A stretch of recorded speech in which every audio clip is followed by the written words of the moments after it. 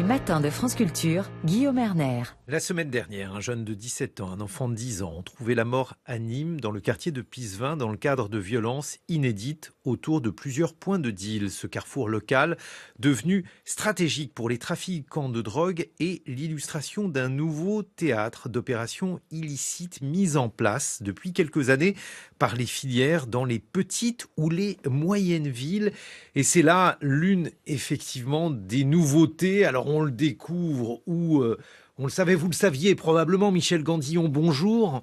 Bonjour. Vous êtes un expert, vous avez publié Drugstore, drogue illicite et trafic en France aux éditions du Cerf. Mais enfin, c'est quelque chose aujourd'hui qui est su par les politiques, notamment. Je vais vous faire entendre, par exemple, l'extrait d'une interview du maire du Creusot qui explique comment un réseau s'est implanté dans sa ville. Là, en l'occurrence, c'était ce qu'on n'avait jamais connu jusqu'à présent, c'est-à-dire un réseau parisien, des caïds de la drogue parisiens qui sont venus s'installer ici. Nous sommes une ville qui est connectée à 1h15 de Paris, à 40 minutes de Lyon par le TGV, connectée par l'autoroute également, et puis calme, très calme, avec des forces de police très réduites du coup. Et donc, vous savez, ce marché-là, il répond aux mêmes règles que les autres marchés. On va travailler là où c'est le plus facile. Et donc, on va s'installer dans une ville où on peut aller, venir assez rapidement, pas trop dérangé, bien entendu, pas trop surveillé, bien entendu. Et c'est comme ça qu'un réseau vient s'installer sur une ville moyenne comme la nôtre, encore une fois, réputée très calme et qui est très calme. Le maire du Creusot, Michel Gandillon, votre réaction ? Écoutez, ce que décrit ce maire n'est pas franchement surprenant parce que le phénomène d'implantation des réseaux dans les villes moyennes est indissociable de la croissance très importante du marché des drogues en France depuis quelques années, depuis 2 décennies, avec une accélération notable depuis une dizaine d'années. Donc le marché, c'est à la fois une offre et une demande.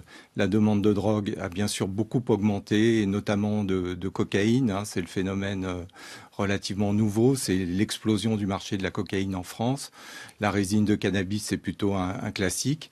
Et cette consommation... Classique en régression ou alors est-ce que la cocaïne elle est plutôt en surajoute ? stabilisation, c'est-à-dire la cocaïne se surajoute au marché du cannabis qui a fortement augmenté depuis 20 ans mais qui depuis quelques années se stabilise. Il n'en reste pas moins qu'effectivement la France est le premier marché en Europe de la résine de cannabis. Donc c'est un marché qui reste stratégiquement très important pour les trafiquants, mais le marché qui explose aujourd'hui, c'est le marché de la cocaïne. Est-ce que c'est quantifiable ? J'imagine c'est pas facile, Michel Gandillon, mais si on devait mettre des chiffres sur la croissance de ces marchés. Alors on peut dire qu'aujourd'hui il y a 600 000 consommateurs dans l'année de cocaïne en France, que ce marché en une vingtaine d'années a été multiplié par 5 pour les usages dans l'année. Et on sait à peu près évaluer le chiffre d'affaires de la cocaïne en France. Et on estime que ce chiffre d'affaires a doublé entre 2010 et 2017 et se situe autour de 2 milliards d'euros. Donc c'est considérable, c'est conséquent. Et effectivement, cette offre et cette demande étant pléthorique, elle se développe dans les villes moyennes. Alors, cannabis, cocaïne, les drogues de synthèse, parce que ça, c'est la nouveauté. Est-ce que c'est important ? Est-ce que ça demeure marginal ? Alors, les drogues de synthèse, elles aussi, se sont beaucoup développées, notamment l'ecstasy. L'ecstasy, alors, c'est pas franchement une nouveauté, puisque l'ecstasy a commencé à se développer sur le marché français à partir des années 90, dans le sillage du mouvement contre-culturel techno. Mais en Europe, il y a cette dimension effectivement européenne, puisque l'Europe devient un producteur croissant de drogue. C'est-à-dire que les drogues, c'est pas l'Afghanistan, c'est pas la Colombie, mais c'est aussi l'Europe. Mais où produit-on ? Les Pays-Bas sont un des plus gros producteurs au monde de drogue de synthèse, d'ecstasy et d'amphétamines. Et la nouveauté, c'est qu'on produit aussi de la cocaïne, notamment en Espagne, aux Pays-Bas et en Belgique, surtout en Espagne, et dernièrement de la méthamphétamine avec des accords entre le crime organisé néerlandais et les cartels mexicains. Donc l'Europe est particulièrement touchée. Je ne parle pas non plus de l'explosion de la production d'herbes de cannabis, avec l'Espagne qui joue un rôle fondamental dans le processus. Donc vous voyez que la France est entourée de dire parce que on a la sensation qu'on a ce qu'on appelle des têtes de réseau qui sont loin dans des pays étrangers. On parle par exemple du Maroc, de l'Algérie, voire de la Syrie par exemple, où on produirait du Captagon. Et vous nous dites qu'il y en a aussi de la drogue produite en Europe. Oui, c'est une réalité. Alors pour le cannabis, ça remonte aux années 80, hein, surtout aux Pays-Bas, et puis ça s'est énormément développé, notamment en Espagne. L'industrie des drogues de synthèse s'est énormément développée dans les Pays-Bas à partir des années 90. Et puis, on produit, alors effectivement, ce qui est inquiétant, de la cocaïne, de la méthamphétamine et même de l'héroïne. Bon, augmentation des ventes de drogue. On comprend bien, effectivement, pourquoi, dans ces conditions, cela touche aussi les villes moyennes. Ces tueries auxquelles on assiste, je parlais par exemple de ce qui s'est passé à Nîmes, à quelle logique tout cela obéit-il ? C'est difficile de généraliser ce qui se passe. Il faudrait voir les dossiers au cas par cas.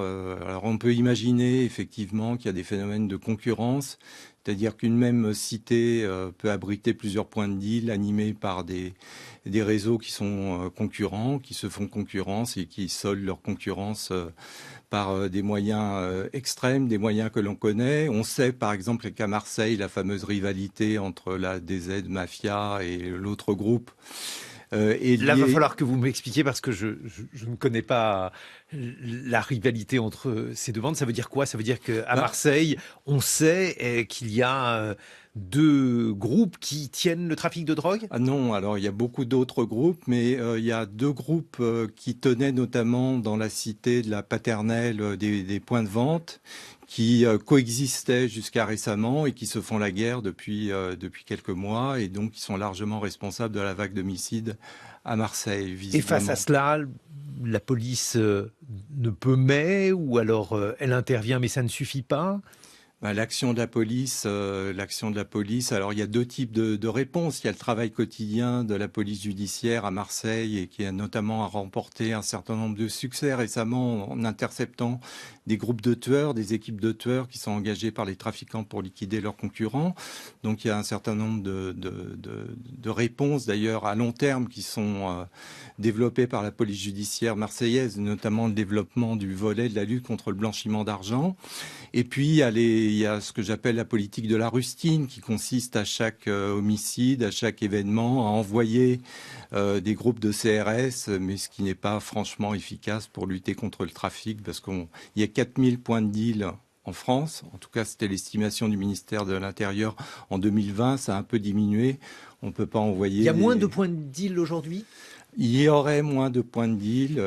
Il y a une manière d'acheter de la drogue, c'est sur le darknet, sur Internet. Pourquoi cette manière-là ne fait-elle pas concurrence à ces différents points de deal physiques, Michel Gandillon ? Alors, le darknet, effectivement, est marginal dans l'achat de drogue parce que ça suppose un certain nombre de maîtrises d'outils techniques que tous les usagers n'ont pas. En revanche, ce qui se développe, c'est le phénomène des livraisons à domicile. C'est-à-dire qu'on a constaté depuis une dizaine d'années une certaine réticence des usagers de drogue à se rendre sur les points de deal. Et je pense que la vague d'homicides en cours va pas arranger les choses. Et donc les trafiquants y répondent en développant des livraisons à domicile en utilisant les réseaux sociaux et en ayant des fichiers clientèle pour répondre à la demande. Donc ça évite aux usagers, à beaucoup d'usagers, notamment dans les métropoles, de se rendre sur les points de deal. Est-ce que ça veut dire aussi que finalement les opérations qui sont menées, ce qui est appelé par le ministre de l'Intérieur Gérald Darmanin, le pilonnage des points de deal, est-ce que ça peut contribuer par exemple à décourager les consommateurs, ceux qui voudraient acquérir de la drogue dans ces lieux-là ? C'est sûr que les homicides plus la présence policière peut dissuader les consommateurs, mais les trafiquants ont trouvé la parade en développant, c'est ce que je disais, la livraison à domicile. On a parlé d'ubérisation du trafic de drogue. Souvent, cette livraison à domicile est adossé à des gros points de deal. Donc c'est la continuation de la vente de drogue par d'autres moyens. Si on compare la situation en France à la situation dans d'autres pays européens, parce que en Belgique, par exemple, là aussi, on a une situation qui est tout à fait terrible, Michel Gandillon. Aux Pays-Bas et en Belgique. En fait, il faut savoir que ce qui se passe aux Pays-Bas et en Belgique, du point de vue du marché des drogues, est fondamental, puisque les Pays-Bas et la Belgique, via Rotterdam et Anvers, sont les deux grandes portes d'entrée de la cocaïne sur le marché européen. On a saisi 110 tonnes de cocaïne dans le port d'Anvers l'année dernière. Donc ces flux de cocaïne qui passent contribuent au renforcement du crime organisé. Et une fraction du crime organisé néerlandais, notamment la Mokro-mafia, joue un rôle de plus en plus important, monte en puissance et menace les plus hautes autorités politiques de Oui, c'est-à-dire de l'État. qu'il y a eu des tentatives de kidnapping de ministres en Belgique. Oui, alors il y a eu une tentative, mais surtout plus grave, il y a eu des assassinats d'avocats, de journalistes, des règlements de compte aussi, notamment dans la ville d'Anvers. Donc c'est une réalité qui inquiète beaucoup les autorités qui viennent effectivement en Belgique de renforcer considérablement le pouvoir des douanes pour lutter aussi contre la corruption dans les ports. Et l'État néerlandais vient d'allouer un fonds de 500 millions d'euros pour lutter contre le crime organisé. Michel Gandillon, c'est souvent invoqué la situation aux Pays-Bas, notamment, pour dire, voilà, si on légalise le cannabis, en fait, la situation empire, et puis de toute façon, le cannabis, c'est plus la question. Alors le problème des Pays-Bas, c'est qu'ils n'ont pas légalisé le cannabis. Ils ont dépénalisé le cannabis, qui n'est pas la même chose, et autorisé l'ouverture des coffee shops. Le problème des Pays-Bas, c'est que donc ils ont dépénalisé l'usage, mais ils n'ont pas régulé l'offre de cannabis. Donc le paradoxe de cette politique, c'est qu'ils ont laissé l'offre au crime organisé. Michel Gandillon, je rappelle le titre de votre ouvrage, Drugstore, drogue illicite et trafic en France, aux éditions du Cerf. On se retrouve dans une vingtaine de minutes pour évoquer aujourd'hui le marché de la drogue, mais aussi se poser cette question simple, pourquoi tant de consommateurs? On sera avec un psychologue, Jean-Pierre Coutron. 8h21, cocaïne, cannabis, 3 MMC. Le marché de la drogue en France semble aujourd'hui bien se porter avec une explosion de la consommation de certains produits auparavant limités à certains pans de la population. Le profil type de l'usager est-il en train d'évoluer? Que disent ces évolutions de notre société? Comment s'y adapter? Nous sommes en compagnie de Michel Gandillon, qui est expert associé au CNAM. On vous doit notamment Drugstore, drogue illicite et trafic en France. Et nous recevons Jean-Pierre Coutron. Bonjour. Vous êtes psychologue, président de la Fédération Addiction. Vous avez co-dirigé l'ouvrage Addictologie aux éditions Duno. Jean-Pierre Coutron, pourquoi les Français se droguent-ils autant ? Alors pourquoi ils se droguent autant? Parce que les substances psychoactives, plutôt que les drogues, parce que les drogues c'est une catégorie juridique ou autre, enfin voilà. Les substances psychoactives ont un pouvoir extraordinaire de répondre à 3 grands besoins humains. Autour de la boîte du plaisir, autour de la boîte de la douleur et des souffrances, autour de la boîte des performances. On veut augmenter nos performances, on veut diversifier nos plaisirs ou en faciliter le ressenti, et puis on veut, à d'autres moments, moins souffrir, ne plus du tout souffrir. Et il y a des produits qui permettent d'avoir ce résultat en quelques minutes.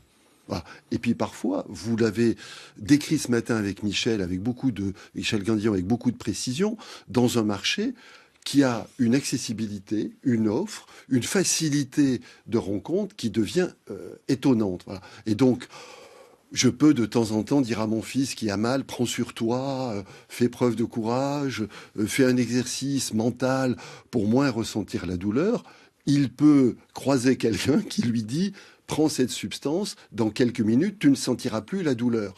Je peux lui dire c'est pas bien d'avoir choisi la solution chimique.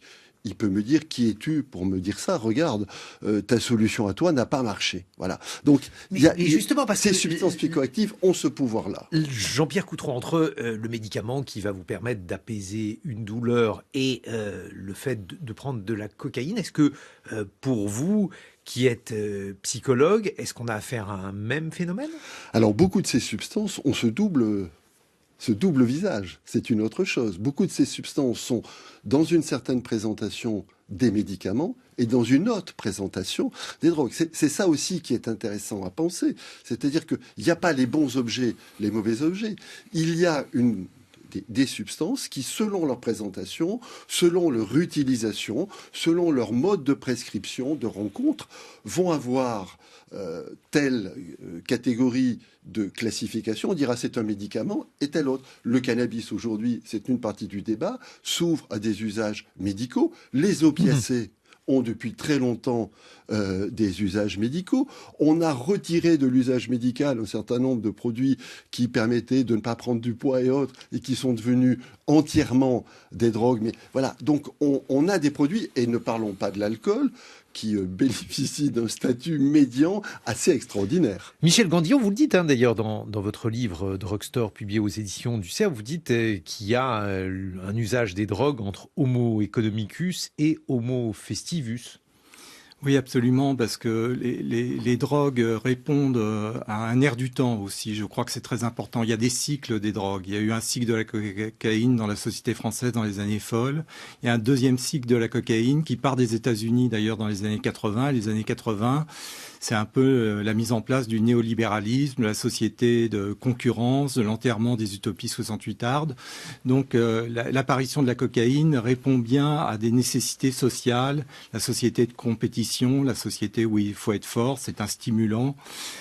Pareil pour les amphétamines. Et à contrario, on le voit pour la souffrance, il y a l'épidémie des opioïdes aux États-Unis, qui a tué près de 700 000 personnes en une vingtaine d'années, et qui est là, et l'expression des souffrances des perdants de la mondialisation malheureuse, de la Rust Belt américaine. Donc, je pense qu'il faut aussi politiser cette question des drogues. Jean-Pierre Coutron parlait de société addictogène, c'est-à-dire qu'on vit aussi dans une certaine société, un certain type de société qui peut favoriser des comportements addictifs. Mais alors, justement, Jean-Pierre Coutron, si on compare par exemple avec la situation aux États-Unis, puisque aux États-Unis, les opiacés provoquent une crise terrible avec une augmentation de la mortalité incroyable chez des personnes qui sont des personnes jeunes pour la plupart. Est-ce que lorsqu'on a cette drogue en vente libre, je sais bien que drogue c'est une catégorie journalistique puisque vous ne voyez pas les choses de la même façon, mais lorsqu'on a la possibilité de prendre une substance psychoactive peu chère en vente libre, est-ce que dès lors cela diminue la vente des drogues illicites, même si la catégorie est parfaitement arbitraire? Alors je ne vais pas répondre tout de suite, je vais prendre un tout petit détour. D'abord pour reprendre ce que disait Michel Gandillon, c'est-à-dire que les grandes catégories que je vous ai données de fonction des drogues, il faut les réinscrire ensuite dans des cultures. Et ça, c'est extrêmement important. Les cultures ne sont pas protectrices, mais elles participent de cet environnement. La culture américaine n'est pas la même que la culture française, même s'il y a de plus en plus de correspondances. Et une partie du transfert des modes de consommation d'un pays à l'autre a été cette première effet du mélange des cultures. La deuxième chose, c'est que même aux États-Unis, ce qui se passe dans le nord des États-Unis n'est pas tout à fait la même chose que ce qui se passe en Californie. Et l'épidémie autour du fentanyl a commencé dans une région... Fentanyl, c'est un opiacé. Voilà, un opiacé dans une région très particulière. La troisième chose, c'est que autour de ces fonctions, il y a des phénomènes de marketing.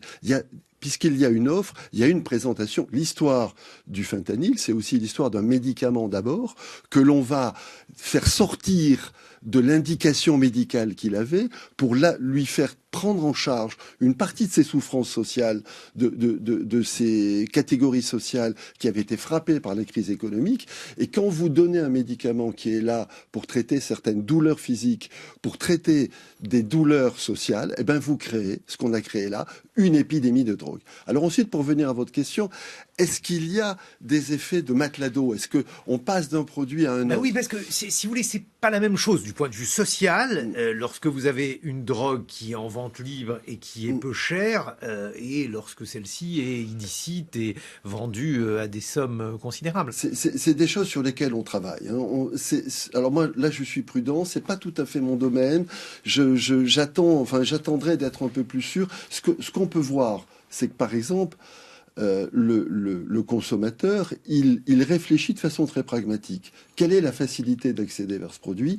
Qu'est-ce qu'il entend dire du produit? Qu'est-ce qu'on lui a vendu comme efficacité? Et puis, qu'est-ce qui n'est plus à la mode? Il y a des produits qui sont plus à la justement, mode. puisqu'on parle de mode, j'ai vu que la consommation d'alcool des Français diminuait. Alors, est-ce que, par exemple, on peut imaginer qu'il y a moins d'alcool consommé, plus de drogue consommée? Ça, au moins, ça doit parler à l'addictologue que vous êtes. Oui, alors il y a une consommation d'alcool qui diminue, c'est celle du vin. Ah, le vin comme alcool traditionnel perd. Il y a des alcools qui connaissent un étonnant succès. Il y a une certaine boisson qui mélange un bitter avec une sorte de champagne qui a emporté le marché.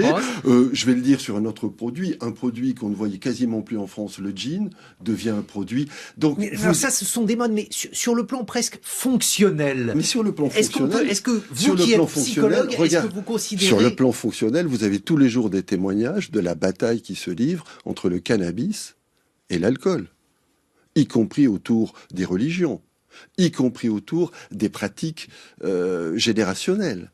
Voilà. Les religions, c'est-à-dire? C'est-à-dire que le cannabis est un produit qui a un statut particulier par rapport à l'alcool, qui est strictement interdit dans un certain nombre de religions. L'alcool, en France, est inscrit dans une tradition catholique, voilà, le village français. Donc vous avez des représentations qui font qu'un produit devient désuet et qu'un autre produit va prendre sa place. Et autour du cannabis, on est dans un débat qui me paraît, moi, complètement absurde, parce que ce produit a une demande. Ce matin, le maire du Creusot commence son interview en disant « c'est un marché comme les autres ». Dans la séquence que vous avez passée, qu'est-ce que vous discutez après avec Michel Gandillon? La production, le mode de consommation, le mode de distribution. Il faut réfléchir en termes de marché. Mais alors, ce qui est étonnant, Michel Gandillon, vous nous l'avez fort bien expliqué, il y a une professionnalisation de ce marché. Vous nous avez parlé de marketing. On sait qu'il y a aujourd'hui des techniques de plus en plus sophistiquées de livraison. Bref, tout ceci pourrait passer pour un business comme un autre, à ceci près qu'il y a des morts, qu'il y a une forme de sauvagerie et de brutalité. Ça veut dire quoi? Ça veut dire que ça réunit les deux mondes? Ça veut dire que on a affaire finalement à des mafias qui utilisent les techniques des entrepreneurs traditionnels? C'est un commerce, donc c'est un commerce, une offre qui rencontre une demande, sauf que effectivement ce commerce est prohibé et que c'est... Prohibé Alors, effectivement par la loi, mais prohibé par l'État, mais dans les faits, effectivement, il y a de tels niveaux de consommation aujourd'hui en France que peut-on parler de prohibition. Donc, effectivement, comme ce marché est interdit, il est pris en main par des organisations criminelles et qui ont une manière de régler leurs problèmes de concurrence très particulière. On le voit. Et une manière aussi de considérer l'expansion de leur business avec des sommes considérables qui font que les États, puisque vous nous avez parlé à la fois de la situation en France, mais la situation en Belgique, aux Pays-Bas, sont de plus en plus démunis. Les États sont effectivement de plus en plus démunis face à la masse de drogue qui arrive et qui est produite sur le vieux continent. Il y a encore quelques années, la violence liée aux drogues était surtout attachée à des pays du tiers-monde, des pays comme le Mexique, comme la Colombie, voire l'Afghanistan. Et aujourd'hui, cette réalité de la violence liée aux drogues, d'ailleurs le directeur Alexis Gouzdil de l'Observatoire européen des drogues et des toxicomanies l'a dit clairement, on est face à des phénomènes qu'on pensait être l'apanage des pays du tiers-monde. Donc cette montée en grade de la violence criminelle liée aux drogues, des phénomènes de corruption. On n'a pas parlé de la corruption, mais dans son dernier rapport sur l'état de la menace, l'OFAS, l'Office anti-stupéfiants, s'inquiétait du développement de la corruption des pouvoirs locaux et des municipalités. C'est-à-dire qu'on a des maires aujourd'hui, des élus municipaux qui sont confrontés à l'existence d'enclaves criminelles, de groupes relativement puissants, qui ont un pouvoir d'intimidation, de corruption, et que c'est une menace qui est prise aujourd'hui très au sérieux par l'État français. Il y a eu un rapport du Sénat récemment sur la question. Et on considère qu'on a là donc des maires qui achètent la paix sociale ou leur propre paix? L'achat de la paix sociale, effectivement, on a parlé de politique des grands frères. Il y a eu un certain nombre de scandales ces dernières années. Je pense à l'affaire Sylvie Andrieux en 2007 à Marseille. Rappelez-nous. Effectivement, c'était une élue des quartiers nord qui finançait, qui a dilapidé 700 000 euros de subventions à des associations tenues par des trafiquants de drogue pour à la fois avoir la paix sociale dans le quartier et éventuellement des voies. Et ce phénomène s'est répété depuis dans des villes comme Aubervilliers, comme Bagnolet, comme Saint-Denis, avec des phénomènes de corruption touchant directement les équipes municipales. Et il y a eu l'affaire de Cantleux aussi, qui est très symptomatique, cette petite commune de 15 000 habitants au nord de Rouen, où le maire a dû démissionner. Elle était sujette à des pressions très importantes des trafiquants. Jean-Pierre Coutron, alors ça c'est l'impuissance des pouvoirs publics, l'impuissance des psychologues. Lorsqu'il s'agit, il y a quelques années encore, on disait il n'y a pas de drogué heureux, c'était le livre du professeur Olivenstein, qui était un best-seller, et on se demandait comment on pouvait soigner les drogués, puisque ceux-ci n'étaient pas heureux. Aujourd'hui, sont-ils heureux? Est-ce qu'on a affaire à un phénomène qui est tellement massif que plus personne n'a la candeur de croire que ceci pourrait être guéri? Alors je vais peut-être me lancer dans quelque chose de compliqué vu le peu de temps qui nous reste, mais il y a des usagers heureux, bien évidemment. Ce qui ne veut pas dire qu'ils ne prennent pas certains risques en termes de santé, mais il y a des consommateurs.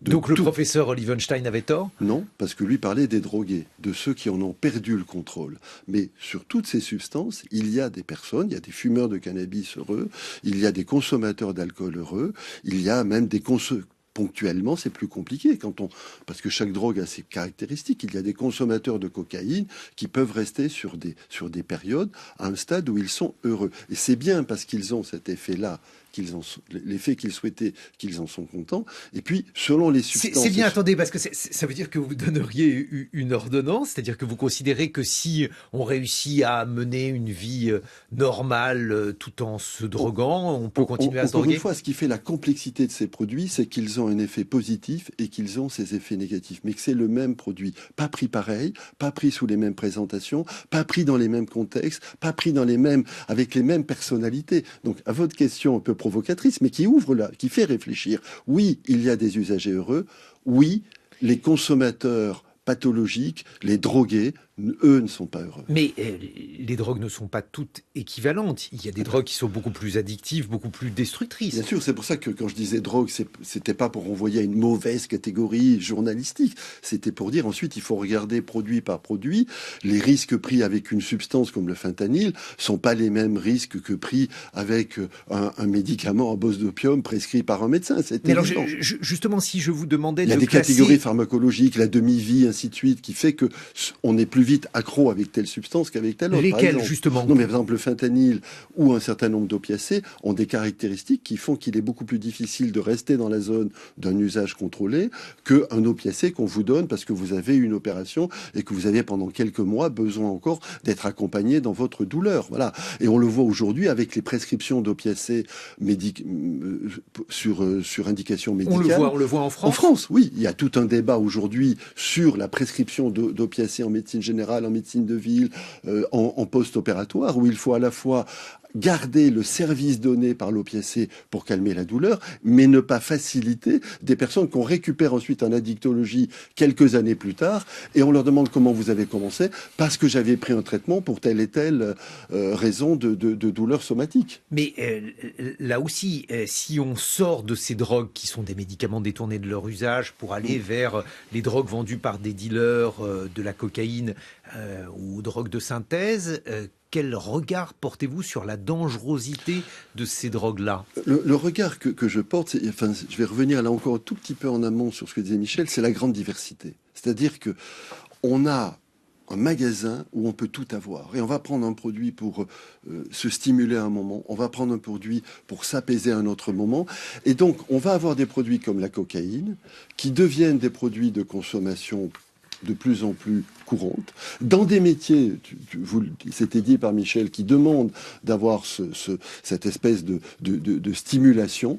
On va avoir là des personnes qui vont rentrer avec un motif qu'ils trouvent tout à fait légitime, c'est pour être plus performant, c'est pour être plus répondre à la demande, et qui vont se retrouver quelques mois plus tard avec une perte de contrôle, parce que ce produit n'est pas aussi simple que ça à contrôler. La cocaïne, par exemple, est un produit qui n'est pas aussi simple que ça de contrôler sur la durée. Voilà, c'est là où j'aimerais vous entendre. C'est-à-dire, si on classait ces produits par rapport à... parce que, par exemple, le fentanyl, d'après ce que j'ai cru comprendre, ce médicament donc, a une puissance d'addiction folle. Oui, alors, c'est pas que je ne veux pas vous répondre, hein, mais David Nutt a fait un classement. Le problème du classement, c'est quels paramètres vous regardez en premier. Si vous regardez la dépendance, il y a des produits que vous mettez en premier. Si vous regardez la perte de contrôle, il y a des produits que vous mettez en premier. Si vous regardez les conséquences somatiques, il y a des produits que vous mettez en premier. Voilà. Si vous regardez le cancer, vous allez monter l'alcool, monter le cannabis et baisser d'autres drogues. Si vous regardez la dépendance, vous allez monter les opiacés et baisser dans le classement d'autres drogues. Si vous essayez de paramétrer tout, mais quand on paramètre, on a des subjectivités de celui qui va donner 3 points à ça, 3 points à ce risque. Mais effectivement, le point important dans ce que vous dites, c'est les drogues ne sont pas comparables. Produit par produit, on a des risques très différents. Et si on regarde le risque de la dépendance, si on regarde le risque du craving, la perte de contrôle, la perte de contrôle, si on regarde le risque de la maladie somatique, on va mettre tel ou tel produit en tête de liste. Michel Gandy, on a beaucoup parlé des échecs de la lutte anti-drogue. Est-ce qu'il y a des pays qui s'en sortent mieux que nous? Est-ce qu'il y a des expériences en cours? Alors, on a vu qu'en Belgique, aux Pays-Bas, la situation n'était pas enviable. Dans les pays du sud de l'Europe, en Espagne, au Portugal, qu'est-ce qui se passe? Écoutez, en Espagne, j'ai pas l'impression que la situation soit meilleure qu'en France. Je crois que l'Espagne a les taux de prévalence de consommation de cocaïne les plus élevés d'Europe. Donc, et c'est aujourd'hui un pays qui est aussi gangréné par la criminalité organisée liée à la production d'herbes de cannabis. Hein. C'est un des plus gros producteurs d'herbes de cannabis en Europe. L'Italie est confrontée à des saisies absolument gigantesques de cocaïne dans ses ports. Donc, il y a une réalité européenne qui est relativement sombre. Alors il y a des tentatives à l'échelle mondiale de répondre par l'instauration de marchés régulés du cannabis. J'ai étudié d'assez près la situation aux États-Unis, qui est pour moi, du point de vue de la légalisation du cannabis, pas vraiment probante. Pourquoi pas vraiment probante alors qu'elle est souvent montrée en exemple ? Oui, on parle beaucoup d'or vert, de miracle américain, mais quand on regarde de près, je crois que le tort de ce modèle de régulation du cannabis a été de confier la légalisation à des entreprises privées dont la logique est d'accumuler du capital, donc d'élargir leur clientèle. Et effectivement, au Colorado, on assiste à une explosion des consommations et surtout à la mise sur le marché de produits très fortement chargés en THC avec des taux de 60-70% pour des raisons de profit. Donc là, on a l'impression que la leçon de la crise des opioïdes, qui est liée à la base à l'avidité des compagnies pharmaceutiques, n'a pas été tirée pour le cannabis. Si légalisation il doit y avoir en France, je pense qu'il ne faut surtout pas imiter le modèle, entre guillemets, américain et faire quelque chose de beaucoup plus régulé. Justement, je me tourne vers Jean-Pierre Coutron. Je ne sais pas si un psychologue a des conseils à donner aux autorités en matière de lutte contre les drogues, puisque pour vous, la catégorie de drogue ne signifie pas la même chose. Mais est-ce que ça vous étonne que ces différents pays, ceux qui légalisent, ceux qui ne légalisent pas, aboutissent à des situations qui finalement sont tout aussi peu enviables ? Alors, il faudrait qu'on regarde ce qui est en train de se passer au Canada et aux États-Unis. Pour aller dans ce que dit Michel Gandillon, il faudrait regarder quand même État par État. Là où je suis à peu près d'accord, c'est que confier la légalisation du cannabis aux mêmes entreprises, il y a la même logique économique qui n'a pas su réguler l'alcool et qui n'a pas su réguler le tabac, c'est-à-dire à l'avidité d'un certain nombre de grands opérateurs, ça va être un échec. À l'inverse, le laisser dans les mains des mafias, ça donne la situation catastrophique que l'on a actuellement. Donc c'est un vieux débat philosophique, il faudrait oser la voie médiane qui est de laisser passer quelque chose qui correspond à une demande profondément humaine, mais d'avoir un État suffisamment rigoureux pour le contrôler, le mettre entre des digues, qui fait que ça ne serait pas le n'importe quoi que l'on a vu avec l'alcool et que l'on voit avec le tabac, que l'on a vu avec le tabac et que l'on voit dans certains modèles de soi-disant régulation du cannabis qui ne sont pas des modèles de régulation convaincante, alors qu'il y a certains États et certaines provinces canadiennes qui quand même montrent des résultats qui pourraient nous intéresser, qui devraient nous intéresser. Un mot de conclusion, Michel Gandillon. Un mot de conclusion, écoutez, sur la France ou sur le marché global des drogues à l'échelle mondiale. Sur cette situation d'échec global Oui, alors l'échec, on parle beaucoup d'échec de la guerre à la drogue. Je crois qu'on peut la mesurer de manière très concrète aujourd'hui en France par le fait qu'on n'a jamais réalisé autant de saisies de drogue et jamais l'impact n'a été aussi peu visible sur le marché. On saisit énormément de drogue, donc les prix devraient fortement augmenter, les puretés diminuer parce que ça devrait créer des situations de pénurie et c'est pas du tout le cas. Donc ça montre, ces faits, augmentation des teneurs et stabilité des prix montrent que la guerre à la drogue en France est un relatif échec. Michel Gandillon, Drugstore aux éditions du Cerf, Jean-Pierre Coutron, Addictologie aux éditions Duno.